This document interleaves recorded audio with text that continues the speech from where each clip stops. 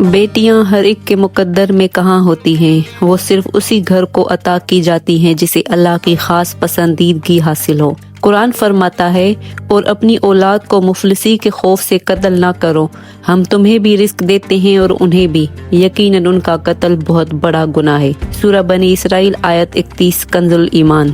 اللہ تعالیٰ فرماتا ہے، آسمانوں اور زمین کی بادشاہی اللہ ہی کے لیے ہے، وہ جو چاہے پیدا کرتا ہے، جسے چاہے بیٹیاں دیتا ہے اور جسے چاہے بیٹے یا دونوں کو جمع کر دیتا ہے اور جسے چاہے بانجھ کر دیتا ہے، بے شک وہ علم و قدرت والا ہے۔ سورہ شورى آیت 49-50 ترجمہ کنز الایمان۔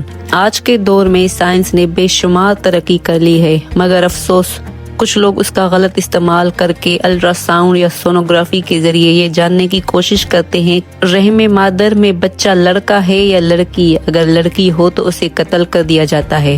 یاد رکھیں، بیٹی اللہ کی رحمت ہے، اس کی محبت و شفقت سے پرورش کرنا جنت کا ذریعہ ہے۔ اس بارے میں چند مبارک احادیث ملاحظہ فرمائیں۔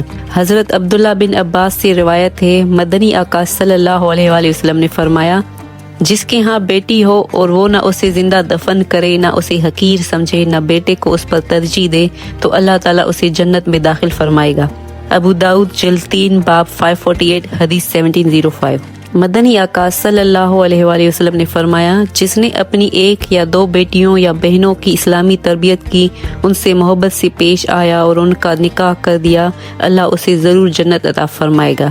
ابو داؤد جلد 3 باب 578 حدیث 1706۔ مدنی آقا صلی اللہ علیہ وآلہ وسلم نے فرمایا، جس نے اپنی بیٹیوں کو محبت اور شفقت سے پالا، وہ بیٹیاں قیامت کے دن جہنم سے اس کے لیے ڈھال بن جائیں گی۔ ترمذی جلد 1 باب 1279 حدیث 1980۔ مدنی آقا صلی اللہ علیہ وآلہ وسلم نے فرمایا، جس نے 2 بیٹیوں کی پرورش کی یہاں تک کہ وہ بالغ ہو گئیں، میں اور وہ قیامت کے دن قریب ہوں گے۔ آپ صلی اللہ علیہ وسلم نے اپنی 2 انگلیاں ملا کر اشارہ فرمایا کہ ہم دونوں یوں قریب ہوں گے۔ مدنی آقا صلی اللہ علیہ وآلہ وسلم نے فرمایا، سب سے بڑا گناہ اللہ کے ساتھ شرک کرنا ہے، اس کے بعد اپنی اولاد کو بھوک و افلاس کے ڈر سے قتل کرنا۔